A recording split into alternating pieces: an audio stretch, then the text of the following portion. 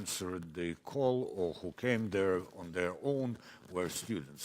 And you've seen several thousand people even on the first day. Later, it became dozens of thousands, and there were moments when 1 million people were in downtown Kyiv protesting the then regime. We now have in our studio 3 very important and interesting experts. They are Taras Kachka, who is now Deputy Executive Director of International Renaissance Foundation, Vasil Cherepanin, Director of Visual Culture Research Center, and Vakhtan Kobuladze with a very simple title, Philosopher. Thank you for joining us. So before we start, thanks a lot for being with us, and at this moment, we can definitely count on what has been achieved, what hasn't been achieved. Are Ukrainians disappointed? But what we're curious to know, and we put that title today, is like Ukraine's revolution and the global democracy. How do we see that today in the time when the US is electing President Trump, when there are so much anti-EU rhetoric in the European Union inside, and some of the slogans of the Euromaidan revolution could be considered very naive if we look at them today. So how do we see this in this context? I think that would be our discussion. But I'd like to ask first question to Taras, who, besides his current position, was one of the authors of this economic agreement, was a lawyer, was a person behind it. So can we really, how we can see what we achieved today, 3 years after, with what we wanted to achieve many years ago and what were on stake 3 years ago? I think, first of all, yeah, we can achieve it. We can assess the developments through the implementation of the association agreement. But I think that everyone agrees that this is only a mechanic connection between the agreement and the changes in Ukrainian society. What is really good is that from economic perspective is that despite the economic downturn, we have really a shift in our economic relations with our trade partners, and now the EU is our core trade partner, and not only for the particular year, so this year and previous year, but for decades, for future, because key Ukrainian producers, they build their business strategy on the basis of the EU as a key export and trading partner, and this is a really big shift in Ukrainian economy, in Ukrainian business, first of all, and the business strategies of Ukrainian companies influence daily life of Ukrainian people. So I think that from this perspective, all events of last 2 or 3 years were really revolutionary for Ukrainian economy. Vakhtan, how you also see that, in particular when we're speaking in year 2016? Where do you put the Ukrainian revolution? Like a liberal, was it the last liberal revolution of that kind? Have what we tried to achieve with all these slogans about tolerance, European values, are they actual today in this world we live now? You mean the global code? Yeah. First of all, we understand that the world is complicated now, but it's complicated always. Yeah?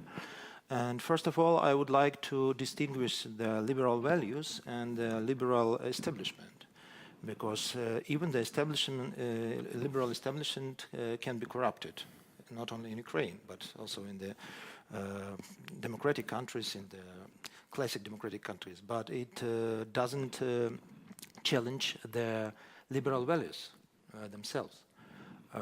We should understand that liberalism is based on the theory of the social contract by John Locke, and the theory of according to this theory of social contract is agreement between the citizens of the state and the power. If the power is bad, this power would be changed. The peaceful way of changing is election. The violent way of changing is revolution. But we should understand that even dictatorship can be the result of election, not of revolution. For example, Adolf Hitler, Hannah Arendt said that his power was legitimized because the people of Germany elected him and supported him. put in power in Russia, it is also legitimized because the Russian people support this power. But if we want to be really free and if we want to understand the values of liberalism, we should remember one of the main principles of liberalism is the freedom of speech. In the book Friend of Voltaire, Evelyn Beatrice Hall said this famous phrase. She wrote, "I disapprove of what you say, but I defend to the death your right to say it." But on the other hand, we should understand that the freedom of speech is not only and freedom at all is not only our right; it is our obligation. We condemned to be free, said Sartre, and that means that we should be responsible for our free choice. The last phrase, and it concerns not only the situation in Ukraine and the results of Maidan, but also the situation in the United States or in Europe. So what does it mean that we should be responsible for our choice? It means that we should be able to justify our choice in the free discussion. If we cannot do it, that is dangerous, because I would say the silent voters can silently vote the evil. We've just, Vasil, besides that, your current work in the Visual Center of Culture, you were at the Maidan, the Open University at the Maidan. Also, you travel globally. How do you see today? Is today environment influencing what Ukrainians can achieve? How we are, struggling, or are we struggling? Would it be easier on Ukraine with a different Europe? Probably would be, but what we can do? Yeah, thank you for invitation and for having me here. Actually, this question you put, I think, in a very precise way, where to put Maidan in the global system of coordinates. And well, I think for today, you are basically pointing out the sort of fundamental dialectical logic of the recent political developments, because it's just like the illustration to the idea that any kind of unrealized revolutionary chance can be easily turned out into its opposite, into its ideological opposite. So if you put Maidan in the range of recent revolutionary events, including Arab Spring or even Occupy movement or Indignados in Europe, you can see that these kind of chain of revolutions or revolutionary movements were in general sort of an answer to the economic crisis of 2008. And afterwards, after the frustration and the backlash after the revolution, it's changed totally. Yeah? Now these movements, which were basically aimed at some utopia, that's why you said that Maidan can be treated as a naive one. Yeah? It could be naive, but it's very important that they had some future vision, some utopian vision. And now this image is changed into post-apocalyptic dystopian image. Yeah? When you have Trump, Brexit, far-right extremism, then Orban, Putin, Erdogan, Le Pen, and so on. Yeah? So you see totally different picture, which is actually like rather occupied and obsessed with the past. Yeah, like in Ukraine with the decolonization logic. We are rather rewriting history, trying to escape from our frustration into some imagined past. Taras, on the practical level, we were supposed to get the freeze-every regime, but still, when you go to Brussels and talk to the decision makers, everybody's speaking about some kind of a collapse and the troubles with the European Union, what we have. On the practical level, is it much more difficult for the Ukrainians to get the support, today from the Brussels for laws, bills, everything, practical things which needed for Ukraine to proceed with reforms faster? Or are people so busy in Brussels with what was happening, don't speak about that Maidan 3 years ago? Since we have so conceptual discussion, I think that the key change in our relations with the EU is that is not in these particular solutions about trade or visa-free regimes or financial support from the EU. Of course, from all these, we have progress on all these tracks. But I think that the key element in Ukrainian domestic policy, especially now, is that we understood that, and in relations with the EU, it is more visible that 3 or 4 years ago we talked via certain intermediaries. So someone should be our advocate, yeah, our advocate in the EU, either Poland or Germany or somebody else.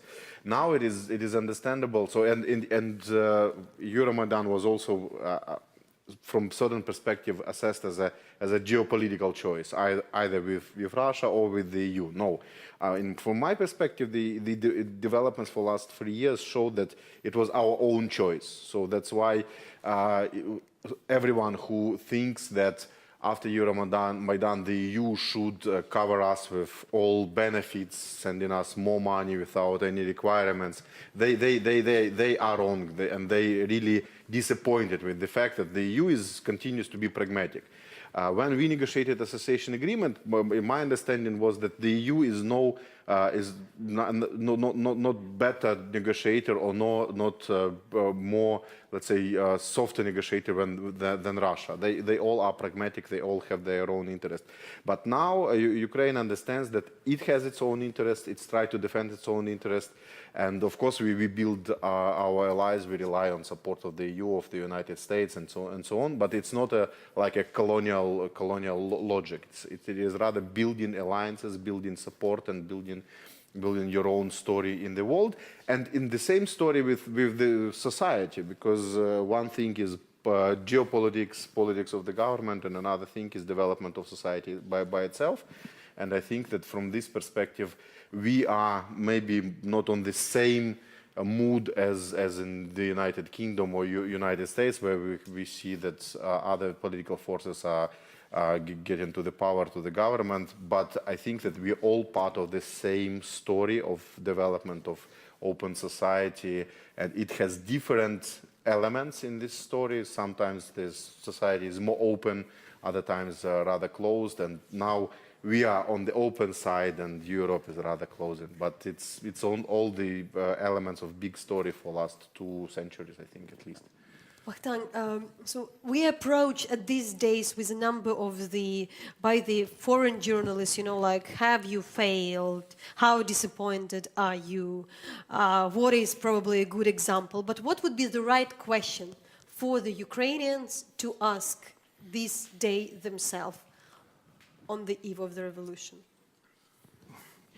It's very hard to say, because the question is always the question about the future. But I'm a philosopher. I don't predict the future. I only try to describe and to understand the past and the present. So the question on today. The question on today is, what should we do? So it is a question about the future. Every time it was the question for us on Maidan. It is a question for us now. And I think that we move in the right direction. That's why we should go in this direction. And I am not pessimistic. I think that not everything okay, but as I said, it is always not everything okay. We should move in this direction. We have a social contract. We have this agreement that our future is Europe. So we should move in this direction. That's all.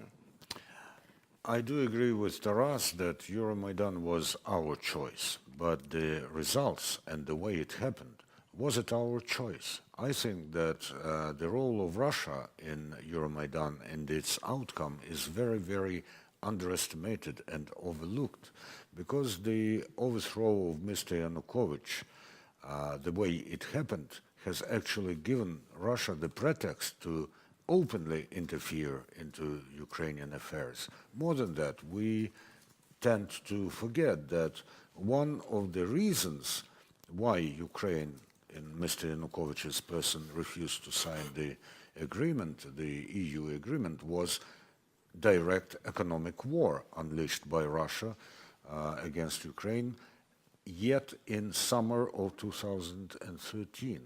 So my question is, weren't the Ukrainians fooled by Russia, first of all? And another question is, revolution may be a very useful term to romanticize what has happened, but was it a revolution? It didn't lead to any significant changes either in the way we live or in the social or in the way we are governed. It did not depose the class that rules the country. Vasil. Thank you for pointing really very important aspects. First of all, regarding the revolution as a term itself, I think that in a political sense, it's pretty legitimate to use this word because anyway, we saw the masses which somehow were changing the power in a physical way just in front of our eyes, and we were participating directly in that, yeah, so feeling a lot of solidarity and so on. Of course, it didn't work out economically, and I can only imagine how many victims and how many the killed people we would have if it would work that way, yeah, because it means that Maidan just showed that if you are really taking it seriously and want to change the authority in a direct way, they would go to the very end to stop you. Yeah? But what is really important, it can be revolution or uprising, that the basic intention of this event, like in comparison to other events that happen throughout the world, is that it was really very much European, because it could be naive, as you said, but people were demanding more Europe. Yeah, the intention was to spread Europe. And here is the logic is on the contrary, quite the opposite. We have Brexit and celebrating that Europe is less and less. We are getting less Europe. Yeah, and sort of, for Ukrainian context, the killing of Pavel Sheremet is a sort of very radical and painful summing up of this counter-revolutionary logic, yeah? Because we have to take into account that the so-called Kremlin propaganda, or rather media war, is based totally on the statement that the revolution is the war is a direct result of the revolution, which is totally false, yeah? Because the war is a counter-revolution, it's reaction to the revolution, and that's why I think if you also compare it with violence in other European countries, Ukraine has a lot to do with that, because the war against Ukraine from the Russian side was actually aimed not only at Ukraine but at Europe itself. Yeah. So the intention was more or less the same as of the terrorist attacks that happened in Paris, in Nice, in Brussels, just to stop Europe from building an international democracy where people can live in spite of religion, ethnos, and so on. The very idea of having the open space inside is in danger today. So that's why we have more border controls, spreading of the right extremism, Brexit. Europe is shrinking, and our space of freedom is shrinking as well here in Ukraine. Okay, so I'd like to, we need to somehow, because it could be discussed long, so shortly, Taras, Vasil, and Vakhtang, for you, if in a couple of words really describe, are you motivated, what things are you hoping, what do you think are most important on your agenda to do for Ukraine, and, and in what you are the most disappointed? Yeah. I would like to just to continue what Vasil mentioned and Vakhtang as well, that we should, if there is a comparison with any other revolution in the world history, I would like to say that what happened 3 years ago in Ukraine is comparable with Paris Spring 1968. So that the social revolution, which failed in 68, but led to real changes, which helped Europe to build itself in the most successful image we saw in the beginning of 90s, because after all, in 10 years after the Paris Revolution, Jacques Delors invented the European Union as we know it, the rich and successful one. So I think that this long way from revolution to success, which sometimes takes decades, is that something which is happening now in Ukraine. So I think that one thing is the 3 months or 4 months of Maidan is a big event, but another thing, the slow changes we have now and daily fighting for small changes, which will lead to substantial changes in Ukrainian society in So a couple of years. we really need to kind of summon. So very shortly, Very short. couple of words. First of all, I don't agree with you that with Vasily that our revolution was look like Paris Revolution because it was, I would say, left in Paris, and the main demands was the equal possibilities. But it is impossible for me as a liberal person, and our revolution was for the equal rights. But I agree with you that... Have you received more on that, or less on that? It's hard to say because to be short, I understand with you, their changing should be slow because their very rapid changing kill their society. So their way to freedom and way to the equal rights is long. And Vasil. Yeah, I think that the most challenging task for nowadays, and it's not only a Ukrainian one, but also in general for the whole Europe, is like back to the basics, where the EU itself started from. Because one of the main goals or purposes of having this kind of international construction after the Second World War, of course, was to prevent the next wars. And this task is still on the table many years afterwards. We have to stop wars in the Europe neighborhoods, in the Middle East, in Ukraine, because having the warfare means that the logic of ressentiment management domains. It indicates and just corrupts all the fields of society. And what we had during Maidan was rather the politics of hope. So and that was much more promising, much more European than the EU itself somehow. I'd like to thank you for all that. I think that we understand that the things would be more difficult, but what we know, maybe if the things are more difficult, the result would be stronger and we would be more self-reliant.